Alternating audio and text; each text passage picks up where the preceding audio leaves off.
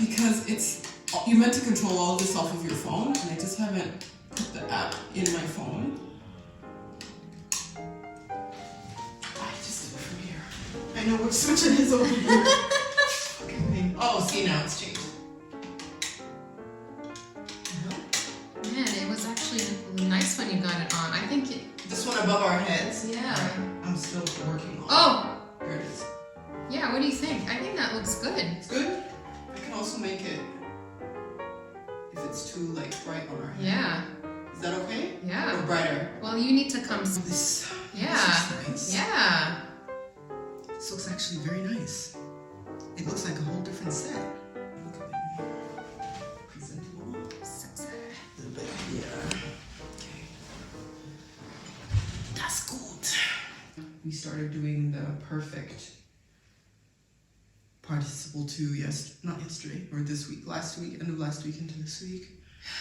Oh my god. So like, ich habe gegessen?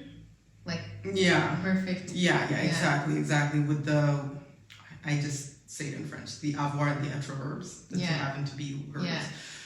And then there's ones that are just so random. It's like schwimmen, schwommt, trinken, getrunken. I'm like, why?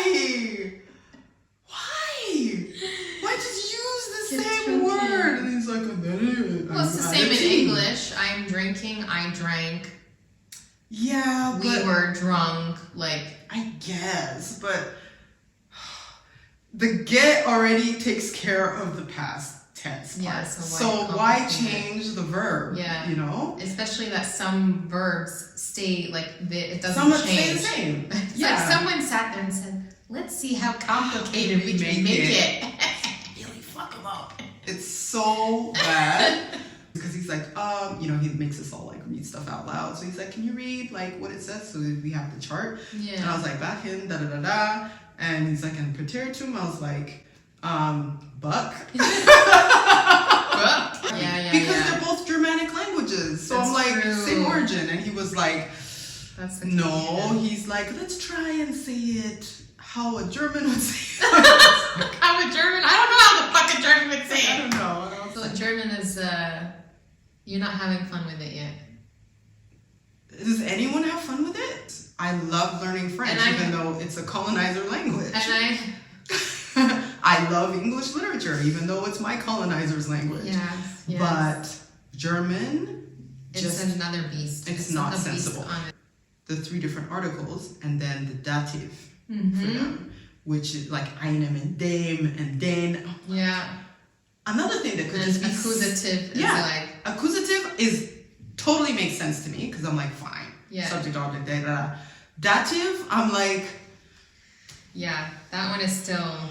It's not... I don't know any person that it's clear for. And it's impossible to ask a German, a native speaker. They don't know themselves. They just know the sound of it. It sounds right to their ears. For why, for example, a fork is feminine. And it's like, because back in the day... only ladies were using forks, and you can think of it like that. And I just thought, okay, so that for me, like... Yeah, forks to stab their husbands who were creating these languages. Is why. It's crazy too, because like, Lenzi is getting the articles already. Yeah. And it's just because he just hears it, and it's just natural. Yeah, yeah. like the word for, like, he has this little blow-up duck, and he's, like, he'll be like, oh, diente, and I'm like... Yeah. Oh God. And like, because to him, like, it's not ente, it's diente. It's the whole word. And I've heard this more than, like, no German will ever understand or know, like, how funny or how cool I am, because I can never express myself properly in German, and I don't come off authentically. Who speaks a foreign language says that to me in English. They say the same thing. They say, you'll never know how funny I am. Michael says all the time, he's like, I am so fucking funny. Like, I was like, I find you pretty funny. Like, we laugh all the time. He's like, no, but you don't understand. It's on another level in German. He's like, and we could never have an argument in German. He's like, I would slay you. I'm like, well. You have the same in Arabic. There's just certain words, especially like the harsh words, they just have more... It's a way it hits. More, yeah, exactly, in Arabic versus in English. And then when you do try to translate, it just doesn't... It just falls apart. Doesn't make sense. Yeah, it doesn't. Yeah. It doesn't. And then explaining it already spoils it. And English is really limited in that way. Yeah. Look at us in our multilingual selves. What's our topic, by the way? We do gender roles first. Okay, I still haven't wrapped my brain around all of that. How do you feel about it? Honestly, like, I'm afraid to tell you my feelings about it. No, tell me. No, definitely tell me, because it's a discussion actually I thought about having with you a while back, and then I forgot about it. Because I was like, I wonder, it was when I was in Sydney, and I'll tell you why. But go ahead. Okay. Yeah, I'm interested. The gender roles? No, just the gender identity. Gender identity? I'm still like, I guess I'm still traditional in that sense. Yeah. If you have a vagina, you're a girl. And if you have a penis, you're a boy. Right. And I'm also... But there's a lot of people that have internal testes. That for me is like, if it's biological, then you're intersex. You're yes, between. I can wrap my brain around that too. What I also can't wrap my brain around is now how much they're pushing it at such a young age. And I feel like when you're giving kids under 10 years old reassignment surgery. Did you know that? Yeah. And I didn't know that. In California, for example, they passed a law that says if a child comes to us at school and says they want to change their gender, that the school can then support the child in doing this, and the parents have no say.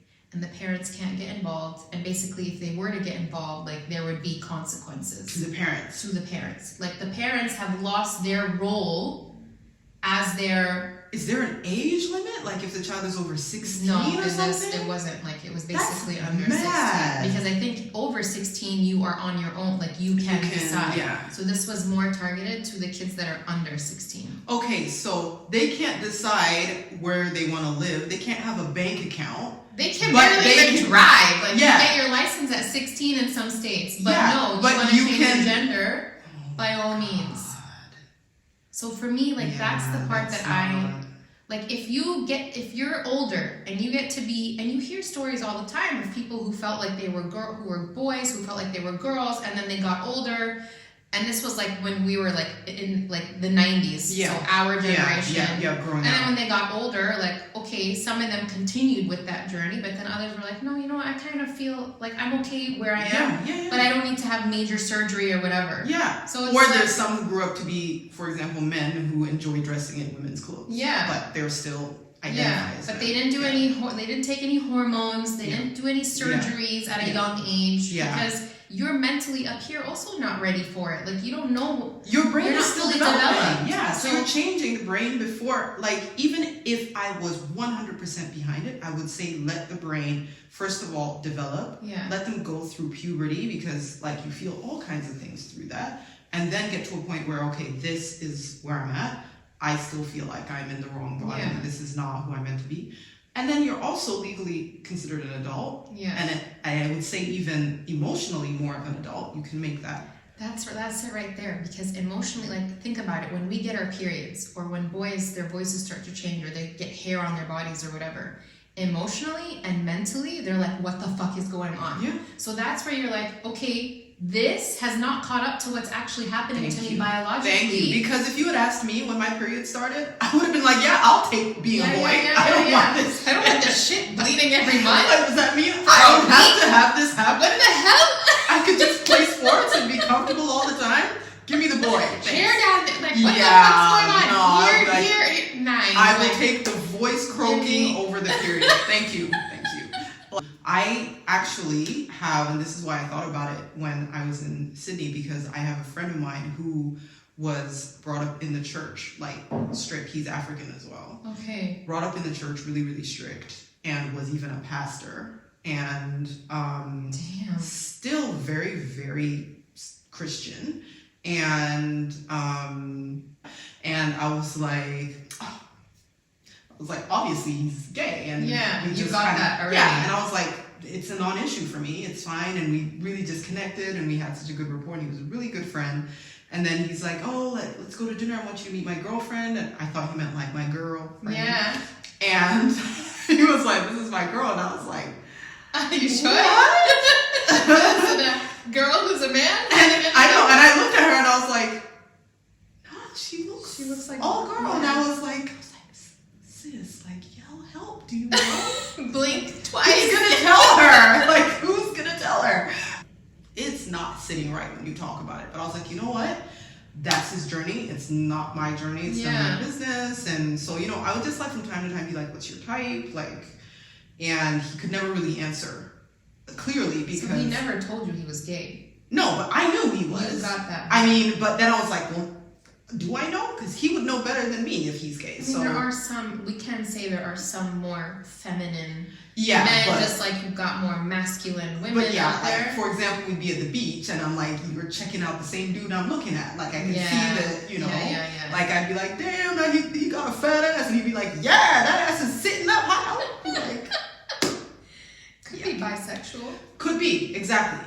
Ultimately, I was like, none of my business. This is my boy. We have a good time. It's whatever.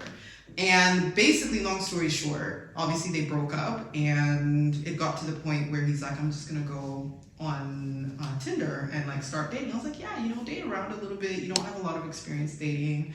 You're new in Sydney. Like, meet people. Like, find out kind of what your type is. I was like, men, but find out what your type is. Few weeks went by and he's like, girl, I need to like tell you about this person that I met. And I was like, okay. And we went to lunch. I still remember we were like down like by the harbor, like next to the Opera House. And everything just kind of went quiet and blurred because he was like, so yeah, like I met this, I really connected with this person on, and I was like, he keeps saying person because obviously it's a man. Yeah. And he's like, and it's really difficult for me because she, and I was like, oh, it's a girl. And he's like, she is actually transitioning. And I was like, so a man becoming a woman. Woman becoming a man. Interesting. So she was still transitioning to becoming a man. Right. So he used the she as the indication as that was still her. Is. Yeah. And I was like, okay. And he was like, I'm so conflicted because one, I realize, you know, I don't know if you have, but I'm like, you're gay? And he's like, well, yeah, I think so. I was like, I think so too.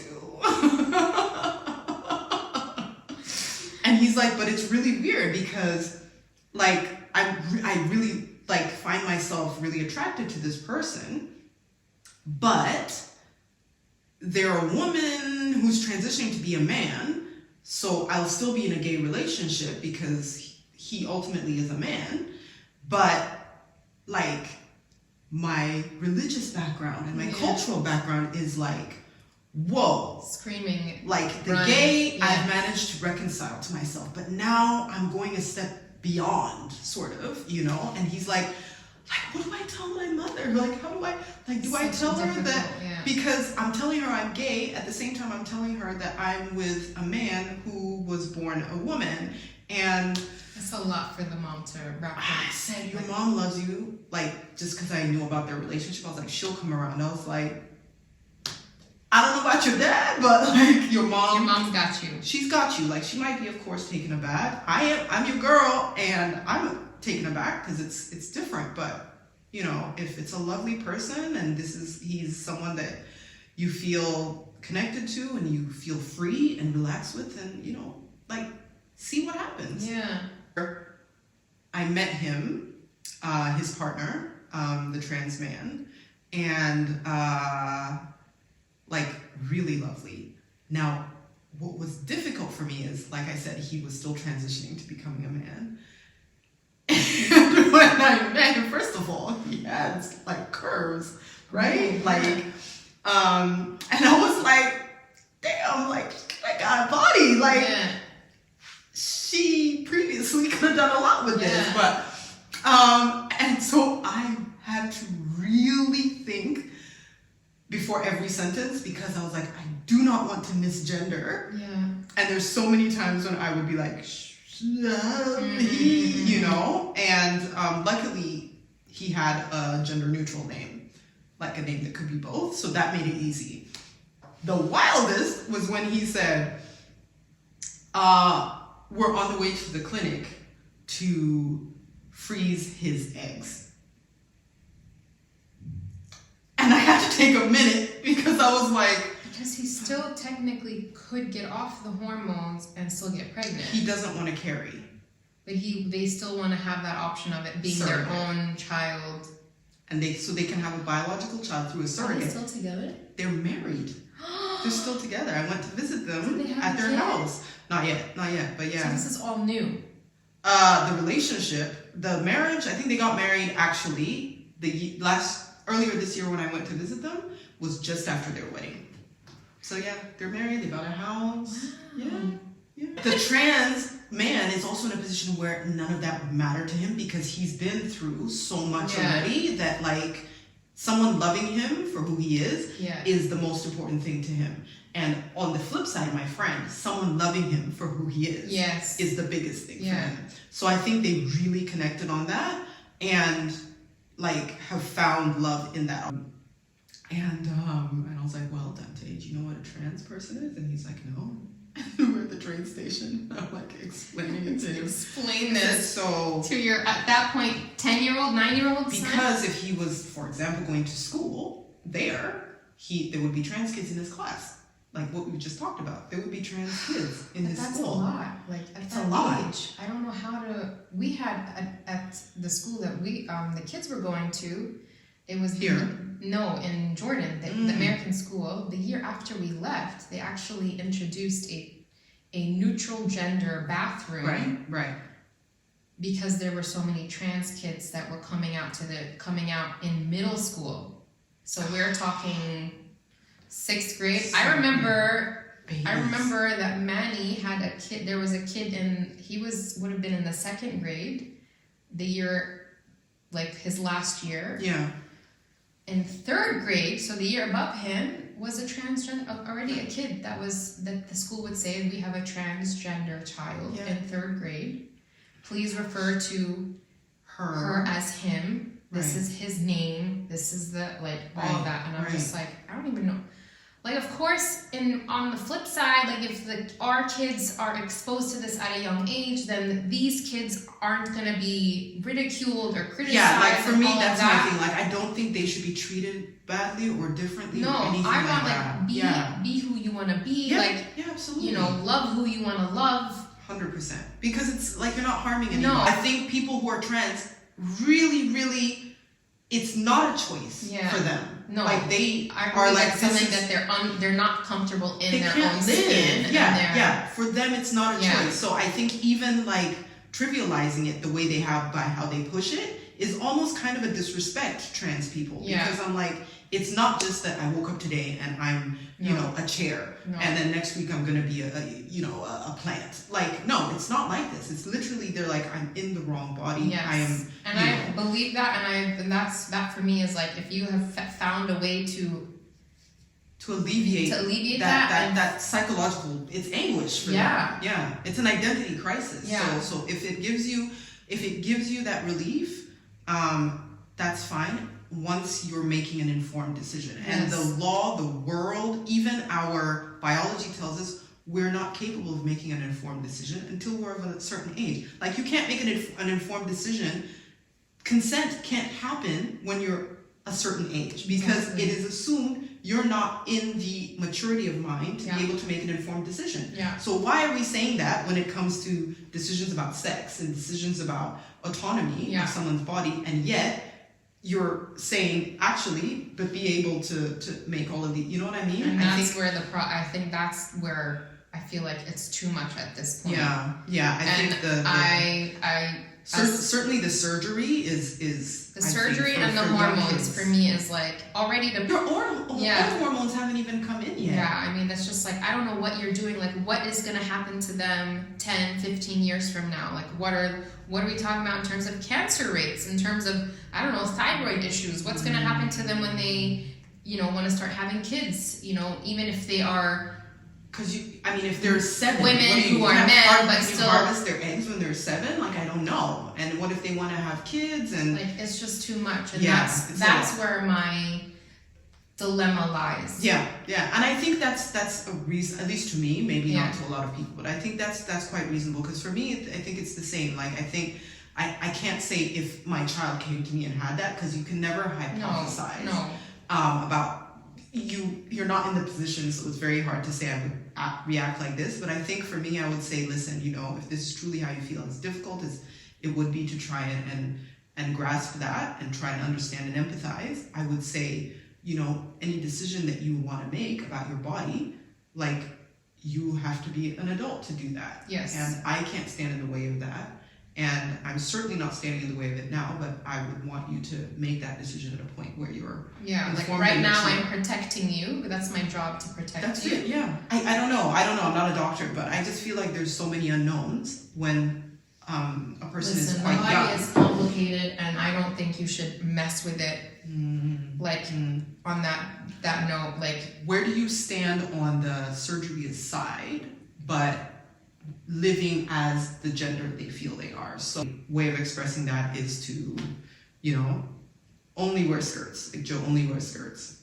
Like that's their identity, and they've not asked for surgery. They're not asking to change their body or anything like that, but they are identifying as this gender. I think if that's what makes them feel comfortable. Yeah. I think by all means do that. Yeah. I just don't know how I would deal with it from my perspective with my own kids, because I'm also coming in at it from a cultural standpoint. Yeah, we're products of our and I just know, I know that my parents would never be okay with something like that.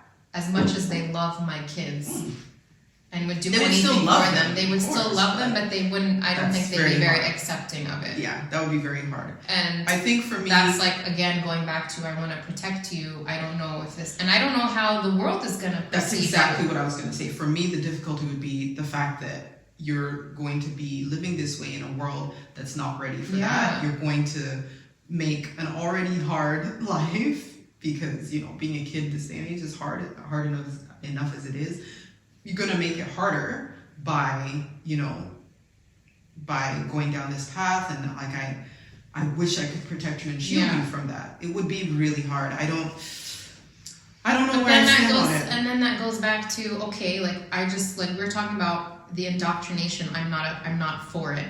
But then it goes back to, okay, but if they are at a young age teaching these kids about it, then technically if our kids come to us and say, I want to wear skirts, technically the world has been prepared and is ready to. Do you get what I mean? On some level, yes. But I think you're still going to come across, Yeah, and I think the majority of the world is still not ready. People will always be afraid of what's different, and as long as they're afraid of what's different, that's where the danger comes in, because some people who are afraid of what's different will act out or respond violently. Some people will just be silent, which also is not good, because if they see someone doing something to somebody else, they just won't say anything, which I think is just as bad, if not worse, than the person that's actually committing the act. And agreed. So then it's just I don't know. It's such a hard topic. A little bit. It's like living in the dark ages here right now, which is not Australia even more so. Yeah. I've heard Australia is on another level. They are very very open, because they're just we don't want the headache. Even with the gay marriage, they're let them do whatever they need to do. But Australians are more stop making noise about it. You know what I mean? Do what you need to do, fine. There's your rights. Yeah. Let's keep it moving. They're more just we don't want to hear it. But there's a lot of Australians who are the left wing agenda. There's a lot of Australians who are still in that mindset, even in Parliament. So it's weird in that sense, but they are quite a bit more accommodating, just because they're just we don't want the noise. It's not really from we are all inclusive. They are very, Sydney at least is very gay friendly. Okay. But how do you feel about the transvestite story reading time. Oh, in school. Is it trans? I thought it was like drag queens. Drag queens. Yeah. Drag queens. And also they were using them as entertainment for birthday parties. Yeah. Listen. Personally, I love a good drag show. I love drag shows too. Love drag. But for 6, can you imagine sending Lency to a party? I think he would have fun. Listen, I would rather a drag queen over a clown. Again, personal preference. Man. But yeah, I think for kids,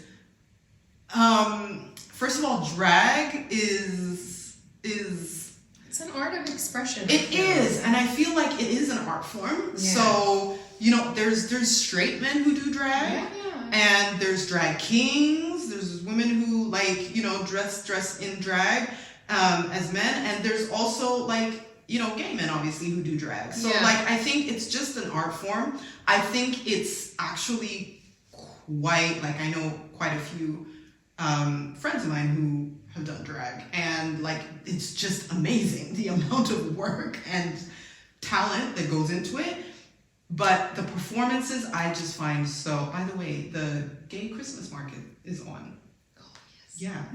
Yeah. We can go. Side note. But I just think it's, like I said, a good drag show. A good drag show is great. A bad one is tragic. Yeah. But a good one is so entertaining, and I think kids literally they like entertainment, flamboyance and colors, and so we would totally let Lency. Yeah, I don't have a problem with that. I also don't have a fear that. See, here's my thing. People are like, well, aren't you scared that maybe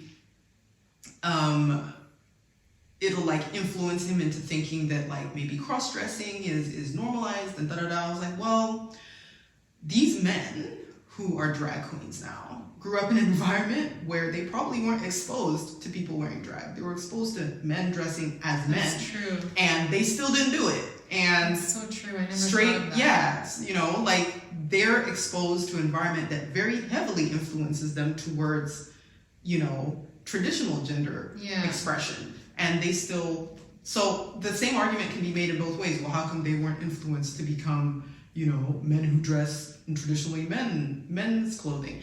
Plus, I am very fluid about fashion. As you know, I think that, there's so much of it that's so contrived, and I'm all about the androgyny, and I love that. And, women dress like men all the time. The oversized, fashions, it's all men wearing men's coats, and the shoulder pads and the silhouettes are so male inspired and masculine. And I think that's lovely. That's beautiful, because the identity doesn't change with the clothing. I think a drag show is just a performance. And I mean, as long as they're not reading stories about sexual exploits, they're reading kids stories. I don't really have a problem with it. I've seen some of the videos of the entertainment part of it. Yeah. And that for me is dance. for me is you draw the line. Yeah, because it's very sexual then. I don't know. Is it? Yeah, I've seen videos where there's a bunch of kids standing around and the drag queen is doing a split and humping the floor. Oh, you know what I'm talking about? I didn't split see and I know the move. And I just she's I've done the move. No, I did not see that. Even if it was straight, I would not. Yeah. That's inappropriate. For me, I don't even want to, I don't want to see a heterosexual couple making out in front of me. Exactly, in front of my kids. Yeah, in front of my kids. Yeah, and no, to that's be doing inappropriate movements the one I or saw, dances they were and whatever. doing a kick line. They're doing kicking was their legs up and spins, and that's cute. That's where I'm just I'm not okay with it. And then a lot of them during the storytelling were dressing very provocatively too. Oh, is it? Yeah, boobs hanging out and all that, and I'm just that's not great. Because I've even now, I've had some friends tell me instances where their kids have felt uncomfortable around certain adults who haven't done anything. One incident where my friend's daughter went to a neighbor's house. Yeah. And the father was give me your hand, give me your hand. He's not doing anything, but he's doing something about him was very uncomfortable to the girl that she ran home crying to her mom. And I just thought amplify that by having a drag queen like that's dressed in a way that they've never seen. Like even their moms probably aren't, unless they're walking in on them. Well, it's Germany. They largely grow up seeing their moms naked, apparently. That's true. So maybe then it is not a bit, if it came, because they tried to bring it to Germany. There was It might come to Germany, but it won't come down to Bavaria. Munich had a billboard. There was a billboard. There are a few billboards around town. This would have been like 2 years ago. There was a face of a drag queen and it was a book, reading to kids, and that was apparently that campaign did not fly, and they canceled it. So like Catholic. Yeah. So that's where I was just like, so I don't mind teaching the kids that there's different people come in different sizes and shapes and forms and colors. Like a drag queen dressed like Little Bo Peep. That's the one I saw. Like she had that's amazing. You know, she had like the drag you're talking about. And then, that's fine. But that was cute. And I'm like, and you're reading like cute stories, kid stories. I have no problem. But like, would you take your child to a strip club? Exactly. It's the same. When you're talking about like split jumps, I'm like, listen, I don't even want my kid going to a strip club when they're grown. And the booty shorts and all that, and I'm just like, with the poom poom shorts. Yeah. So that's for me. I have a problem with that, regardless of gender, sexuality, identity. My kid is not going to be seeing somebody with titties out and poom poom shorts. I don't even want to think about them seeing that when they're grown. I know. About this last time. Yes, we did. Oh my god. Can our babies just stay babies, please? Seriously. Yeah, no, I definitely feel you on that. That is disturbing to me. Yeah. And you know, for a child to come forward and say, I felt uncomfortable. Yeah. It means that's it from was the really hand, like him wanting to hold her hand. Yeah, but even how you like said it, if I can imagine someone's dad like being like, give me your I just wrong. I can understand that. Even if his intention was not sinister, it is an encroachment on the personal and for them space to feel that uncomfortable, because for a kid to come forward and be like, I'm really uncomfortable, it's bad. It's really bad. Oh man. And that's where I don't think it needs to be shoved down children's throats. Yeah. Did I ever tell you the story of my younger brother pinching a girl's ass in kindergarten? I think you did. Did I? Because it's something that we all kind of were doing back in the day, going up the stairs, he pinched the girl. She had a skirt on. She had a skirt, and he pinched her ass. And then my dad was immediately called into the principal's office. Do you know how many times our asses got pinched in school? I mean, we turned out all right. Actually, I never got my ass pinched.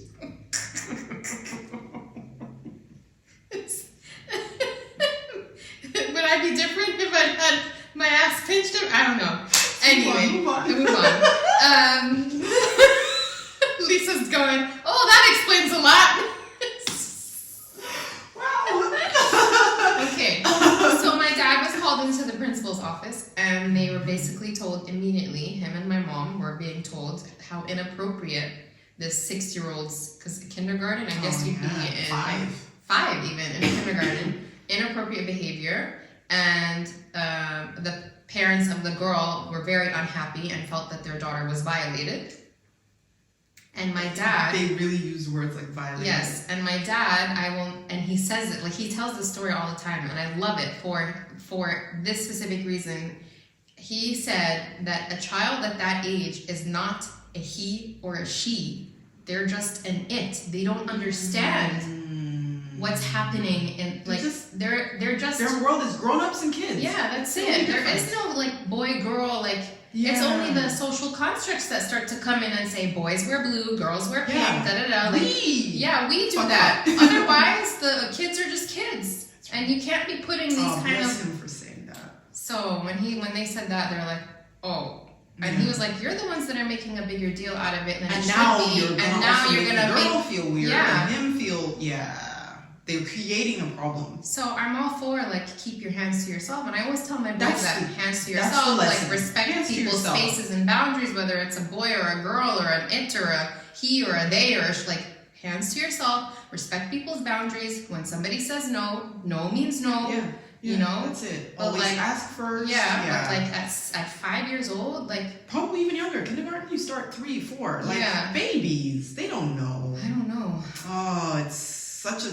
I mean, sometimes I know there's instances where kids are exposed because of they're been exposed in their home life, though. But that's a trauma. That's trauma. Not like and in that sense, they have been forced to grow up. They're hypersexualized. Hypersexualized, exactly. Yeah, but even when that happens, like the studies show that they don't really understand. They still don't understand. They're just like, I'm just imitating what I've done. The same way when you do something, your kid sees it and it's like, oh, I'm gonna do the same thing. Yeah. It's they do that because that's just an imitation. Mm-hmm. That's. My mom is saying now, man, it was so much easier raising you guys. I don't know how you're doing it. I think I'm going to be saying the same thing to my kids. Exactly.